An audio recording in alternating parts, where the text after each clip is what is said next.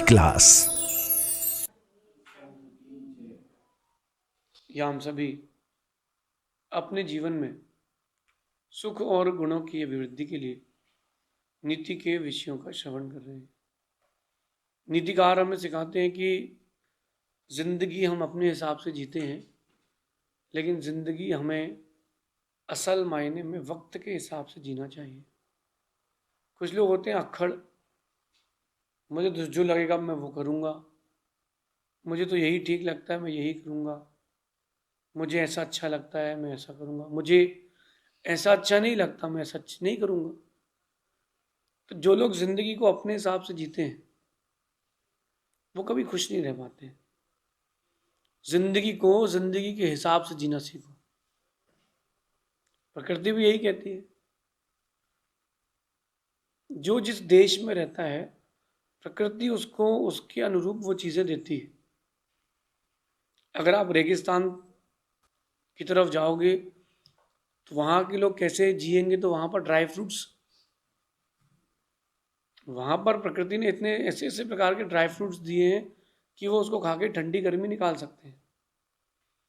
अगर आप इंडिया में आओगे तो साउथ तरफ जाओ, वहाँ जब ठंड पड़ती तो वहाँ के लिए प्रकृति ने काजू दिए। एमपी की तरफ आओगे तो एमपी की तरफ शक्ति के लिए और ठंड के लिए क्या देंगे, तो प्रकृति ने उनको उड़द की दाल दी है, मूंगफली दी है। प्रकृति ने हर किसी को हर कुछ दिया। आप अगर कश्मीर तरफ जाओगे तो प्रकृति ने उनको केसर दी है। प्रकृति ने वो सब चीज़ें वहीं दी है जहाँ के आप हो या जहाँ पर आप हो। लेकिन आपकी ज़िंदगी से शिकायतें हैं कि हमको ये नहीं मिला, हमको वो नहीं मिला, हमारे साथ ऐसा हो गया। तो शिकायत करके जियोगे तो ज़िंदगी तुम मरते मरते जी रहो। मैं कह रहा हूँ कि ज़िंदगी को ज़िंदगी के हिसाब से जियो। कई बार ये होता है कि ज़िंदगी आपको किसी एक ऐसे मोड़ पर ले जाना चाहती है जहाँ तुमको पसंद नहीं है जाना। मैं कहता हूँ कि चले जाओ।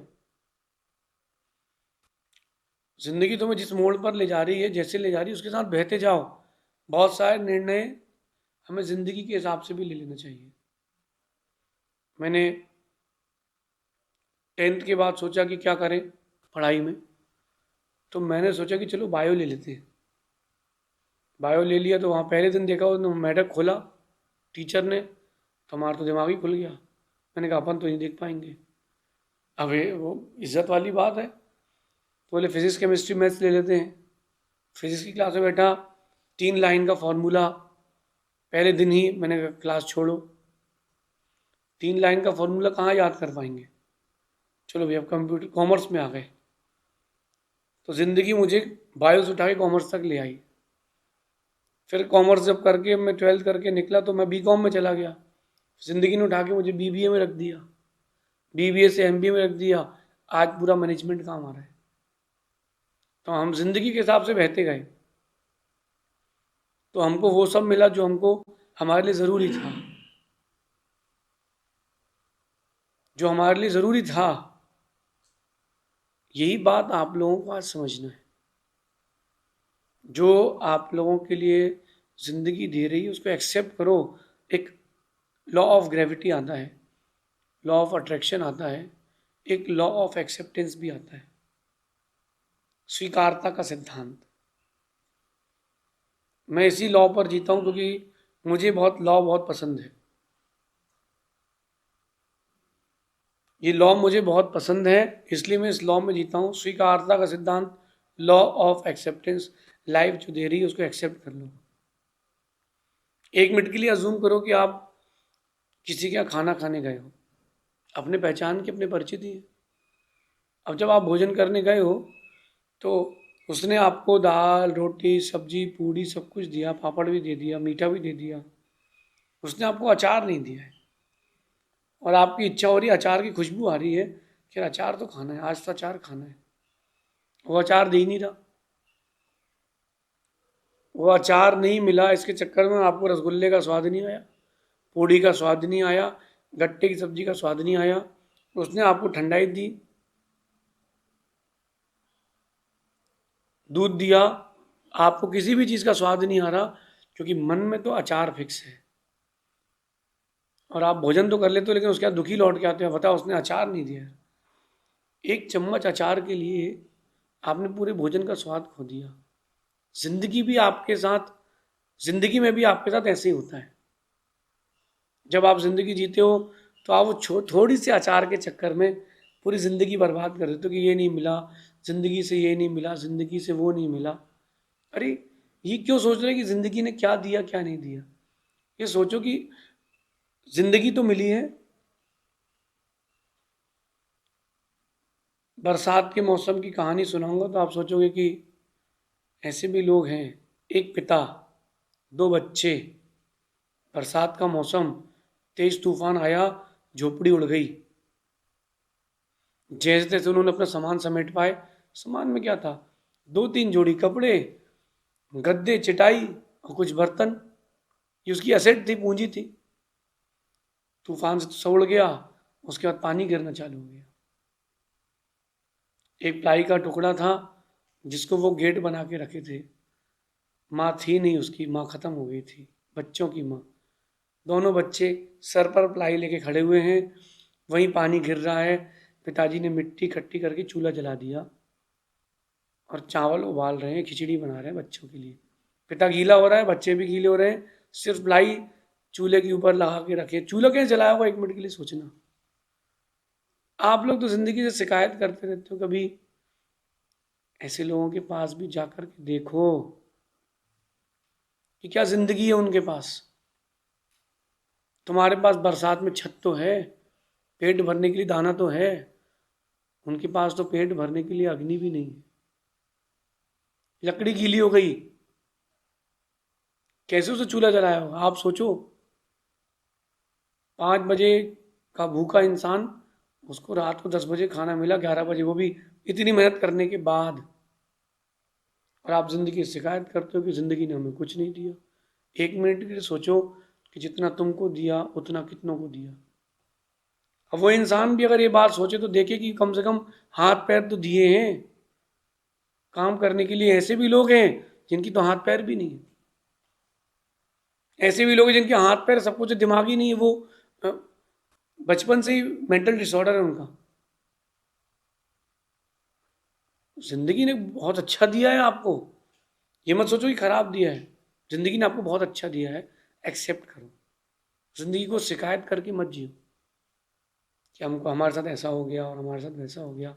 शिकायती जिंदगी आपको कुछ नहीं सिखाती। जिंदगी जीना सीखो। जिसके ऊपर जितनी विपदाएं आती हैं वो उतना सीखता है, और जो जितना सुख सुविधाओं की ओर जाता है वो उतना कम सीखता है। आज की नीति में यही कह रहे हैं कि अपनी ज़िंदगी से शिकायत मत करो, अपनी ज़िंदगी को बनाना सीखो। छोटी छोटी चीज़ों की शिकायत करते रहते हो आप लोग। आज सब्जी में नमक कम है, कि हमारा जूता नहीं मिल रहा, कि तुमने टी शर्ट कहाँ रख दी हमारी। अरे ये कहा था ना, ये काम नहीं किया तुमने। कितने लोगों से शिकायत रहती है आपकी ज़िंदगी में। ज़िंदगी बनाना कब सीखोगे? पहले मेरी भी शिकायती प्रवृत्ति थी, तो मैं भी सामान्य था आपकी तरह। फिर मैंने शिकायती प्रवृत्ति बंद करके जिंदगी को बनाना चालू किया। बिल्डिंग, बिल्डिंग, आप जितनी बड़ी बिल्डिंग बनाओगे उतना पैसा कमाओगे। आपने ज़िंदगी को जितना ऊंचा बनाओगे उतना पैसा कमाओगे, उतना नाम कमाओगे, उतना सम्मान कमाओगे, उतना बड़ा व्यक्तित्व पाओगे। देखो आप, अब वो परिस्थिति आ गई है पंचम काल में कि पहले ज़मीन बिकती थी, अब आकाश बिकता है। और किसी कारण से वो बिल्डिंग गिर गई, तुमको तो आकाश दिया गया था, ज़मीन तो हमारी थी। पार्किंग की जगह कभी नहीं बेचता कोई, क्योंकि वो मालिक की है। जो लोग बिल्डिंग बनाते हैं ना, जो फ्लैट्स में रहते हैं, वो एक बात मेरी ध्यान रखना, अगर आपने सोसाइटी नहीं बनाई तो तुम्हारे पास 1 रुपये भी नहीं रहेगा, क्योंकि उसने तुमको फ्लैट बेचा है, ज़मीन नहीं बेची। उसने फ्लैट बेचा है, ज़मीन नहीं बेची। और तुमने सोसाइटी बना ली ना, तो जो, अगर माना कि 100 लोग भी रहते हैं ना, तो ये 2-2 स्क्वायर फीट सबके हिस्से में आएगा, एक बिल्डिंग फिर से बना सकते हो। कुछ दिन पहले कच्छ और भोज में भूकंप आया था, कुछ सालों पहले। जो जो घर में रह रहे थे, जन हानि तो हुई, तन हानि तो हुई, धन हानि भी हुई, बिल्डर्स ने कहा कि भाई एग्रीमेंट ही नहीं है आपका हमसे, हमने तो मकान बेचा है, ज़मीन नहीं बेची, आप बताओ। इसलिए इमारत बनाना सीखते हो ना, ज़िंदगी बनाना भी सीखो। आज नहीं तो कल जिसने अपनी ज़िंदगी बनाई है वही ऊंचा आदमी कहलाएगा, वही ऊंचा आदमी कहलाएगा। एक पेड़ आता है बेशरम का पेड़, उसमें फूल आते हैं बेशरम के फूल, कहीं भी हो जाते हैं, नदी किनारे, रोड किनारे, जंगल में, मल के बाजू में, उसकी कोई कीमत नहीं करता, वो साधारण जीवन है, उसकी कोई कीमत नहीं करता। ऐसे ही जो लोग सामान्य जीवन जीते हैं, शिकायत की जीवन जीते हैं, उनका कोई, वो नीतिकार कहते हैं उनकी प्रवृत्ति बेशरम वाली हो जाती है। क्यों? क्योंकि वो कुछ नया नहीं करना चाहते ना। इसलिए अपनी जिंदगी बनाना सीखो, जीना तो सीखो, अपनी जिंदगी बनाना सीखो। एक शब्द आता है सेल्फ मेड पर्सन, एक होते हैं फादर मेड पर्सन, एक होते हैं हेल्प मेड पर्सन। तो आप फादर मेड हो कि हेल्प मेड हो कि सेल्फ मेड हो? जो सेल्फ मेड होता है उसका कॉन्फिडेंस ही अलग होता है। जो सेल्फ मेड पर्सन होता है उसका कॉन्फिडेंस अलग होता है, वो कहीं भी कुछ भी कर सकता है, वो इतना कॉन्फिडेंस रखता है कि वो असंभव कार्य को भी संभव कर सकता है, अगर सेल्फ मेड पर्सन है तो। और सेल्फ मेड वही बन पाता है जो जिंदगी बनाना सीखता है। जिंदगी के साथ जियो। आप ये देखो कि जिंदगी तुमको क्या दे रही है, उसको एंजॉय करो, अलग से कुछ मत ढूंढो। बहुत सारे लोगों को मैंने देखा आज के समय में, वो खासकर युवाओं के लिए कह रहा हूँ, इतनी जल्दी हताश हो जाते हैं किसी भी चीज़ को लेकर के, या टेंस हो जाते हैं, सीधा डिवोर्स। शादी हुई, 1 महीने बाद डिवोर्स, जम नहीं रहा। भैया जूते भी पहनते हो तो टाइम लगता है सेट होने में, गाड़ी भी लेते हो तो एवरेज सेट होने में टाइम लगता है। तुम भी तो पैदा हुए थे, तुम्हारी माँ ने तुमको पाल के बड़ा किया कि अनाथ आश्रम छोड़ आई थी? तुमने शादी की और 1 महीने 2 महीने बाद कर जम नहीं रहा। ये जो इंडिया में डिवोर्स रेट बढ़ रहे हैं, क्यों बढ़ रहे हैं? जम नहीं रहा। अरे भाई रुको, थोड़ा धैर्य रखो, जीवन बनाना सीखो। आप लोग तो इतने अधीर हो गए हैं लोग आज के समय में कि पहली विदा में लड़की गई, बोले मम्मी वो तो बहुत मारता है यार, तुम अपनी भी तो बताओ कि तुम क्या करती हो। वो तो डांट देते हैं हमको सबके सामने, तुम 10 बजे सो के उठोगी तो डांटेगा नहीं तो और क्या करेगा। अपनी गलती कोई नहीं बताएगा, माता पिता को फेवर में ले लेगा लड़का या लड़की, और डिवोर्स। बस हमको तो डिवोर्स लेना है, हमको तो तलाक लेना है। ये भी तो बताओ कि तुम्हारा एक्स्ट्रा एक्स्ट्रा मैटरनल अफेयर चल रहा है, तुम्हें कोई और भी जम रहा है, तुम इससे सेटिस्फाइड नहीं हो। बुरा नहीं माने अगर माता पिता, तुम एक गहरी बात कहता हूँ, क्योंकि मैं भी जैन जीज रहा हूँ, हम भी उस एज से निकले हैं ना। पहले से इतने रिलेशंस हो जाते हैं कि शादी के बाद वो हस्बैंड से सेटिस्फाइड नहीं होते हैं, तलाक होना। पहले से इतने रिलेशन हो जाते हैं कि वो शादी के बाद वाइफ से सेटिस्फाइड नहीं होता, तलाक होना। कड़वी है लेकिन सच है। थोड़ा तो आपको ज़िंदगी बनाना सीखना पड़ेगी। गाड़ी भी लेते हो तो थोड़ा जमने में टाइम लगता है, घर भी कहीं शिफ्ट करते हो तो उसको भी जमाने में टाइम लगता है। तो ज़िंदगी को बनाने में भी टाइम लगेगा, एकदम से ज़िंदगी नहीं बन जाएगी। लेकिन सेल्फ मेड बनेगी जब ज़िंदगी, तो आपको अलग ही खुशी होगी कि ये ज़िंदगी मैंने अपनी बनाई, मेरे कर्म से मुझे मनुष्य जन्म मिला है, माता पिता से शरीर मिला है, लेकिन ये ज़िंदगी मैंने बनाई। और इसकी जो खुशी मिलेगी वो अलग ही होगी। कभी आपने चौका लगाया हो और मुनिराज को आहार दिए हो, जो खुद बनाते हो उसको देने का अलग ही आनंद आता है कि हमने बनाया है। और दूसरे का बना बनाया उठा के चला दोगे, उतना मज़ा नहीं आता। भले ही आपने कुछ भी नहीं किया हो, बादाम फुलाई हो, केला छीला हो, सेव फल बनाए हो, इतने से भी तुमको बड़ी खुशी मिल जाती है, क्योंकि सेल्फ मेड चीज़ें हैं ना, ये मैंने बनाया है। इसलिए आज की नीति में कह रहे हैं कि शिकायत करने से ज़िंदगी जीना कठिन हो जाता है। शिकायत करने से ज़िंदगी की जीना कठिन हो जाता है, शांत रहने से ज़िंदगी का आनंद आता है। शिकायत करने से ज़िंदगी निकालना बहुत कठिन हो जाता है। 1 मिनट के लिए थोड़ा सा ब्लैक एंड वाइट में जाना, बचपन के दिन देखना, छोटी छोटी चीज़ों की शिकायत करते थे आप माता पिता से, छोटी छोटी चीज़ों की। वो दिन कितना कठिन होता है निकालना, और ज़िंदगी जीना प्रारंभ कर दो तो उसका आनंद आने लगता है। इसलिए शिकायत नहीं करना, हमें शांत रह करके ज़िंदगी निकालना है, क्योंकि पता नहीं है कब कौन मित्र शत्रु बन जाएगा, कब कौन शत्रु मित्र बन जाएगा। ऐसा भी होता है कि पिता ही बच्चे को मार देते हैं, ऐसा भी होता है कि बच्चे ही पिता को मार देते हैं। जिंदगी तो जीना प्रारंभ करना पड़ेगी, बनाना प्रारंभ करना पड़ेगी।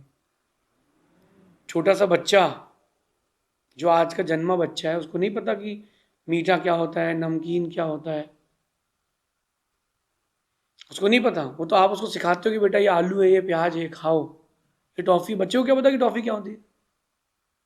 ये तो आप सिखाते हो ना। ऐसी बच्चे को भी ज़िंदगी जीना सिखाओ और खुद भी ज़िंदगी जीना सीखो। कहते हैं कि ये मत पूछो कि ज़िंदगी खुशी कब देती है, ये मत पूछो कि ज़िंदगी खुशी कब देती है, क्योंकि इच्छाएं तो उनकी भी पूरी नहीं होती जिनको ज़िंदगी सब कुछ देती है। ये कभी मत पूछो खुद से या किसी मत से मत पूछो, किसी से मत बोलो कि ज़िंदगी खुशी कब देती है। ये सोचो कि शिकायतें करने से ज़िंदगी छोटी होती है और ज़िंदगी जीने से ज़िंदगी और भरपूर होती है। मैं तो इसी नीति पर जीता हूँ, आपका आप देखो। इसलिए मैं खुश रहता हूँ, ज़िंदगी खुशी कब देती है। कई लोगों को इसी बात की चिंता रहती है, ज़िंदगी ने खुशी कब दी। बहुत शिकायतें रहती हैं उनको ज़िंदगी से। तो मैं कहता हूँ कि देखो भाई, शिकायतें तो उनको भी हैं जिनको ज़िंदगी ने सब कुछ दिया है। क्या नहीं दिया? मैं आप लोगों से पूछता हूँ, ज़िंदगी ने क्या नहीं दिया? घर दिया, परिवार दिया, धर्म दिया, पैसा दिया, सब कुछ दिया, बच्चे दिए, फिर भी आप दुखी हो। जिसको लड़के होगा उसको लड़की चाहिए, जिसको लड़की होगी उसको लड़का चाहिए, जिसके पास पैसा है उसको और पैसा चाहिए। ये क्या है? ये तो अंधी दौड़ है। जो दिया है ज़िंदगी ने उसको एक्सेप्ट करो, उसका आनंद लो। लॉ ऑफ एक्सेप्टेंस, स्वीकारता का सिद्धांत में जियो और ज़िंदगी अपने हिसाब से जियो। दुनिया के हिसाब से मत जियो, लोगों के हिसाब से मत जियो, परिवार के हिसाब से मत जियो। परिवार के लिए जियो चलेगा, लेकिन जियो अपने हिसाब से, वरना सेल्फ सेटिस्फेक्शन ही रहेगा। सेल्फ मेड बने, सेल्फ सेटिस्फेक्शन के साथ जिए। ये मेरा विश्वास है, मेरा ये अनुभव है। जिस दिन आप ज़िंदगी खुद के लिए जीना चालू करेंगे, वो भी बिना शिकायत के कि भगवान ने ये नहीं दिया, भगवान ने वो नहीं दिया, हमारे साथ ऐसा हो गया। अरे सभी के साथ होता है ना भाई। लोग हमसे कहते हैं हम बहुत परेशान हैं, हम बहुत बीमार हैं। मैंने कहा भाई हर कोई बीमार है, जो मिला उसका आनंद लो। आप ज़िंदगी को ऐसा कुछ जियो कि आपको लोग आदर्श मान के भी जिए। शेष आगे देखेंगे। भगवान महावीर स्वामी की नीति क्लास।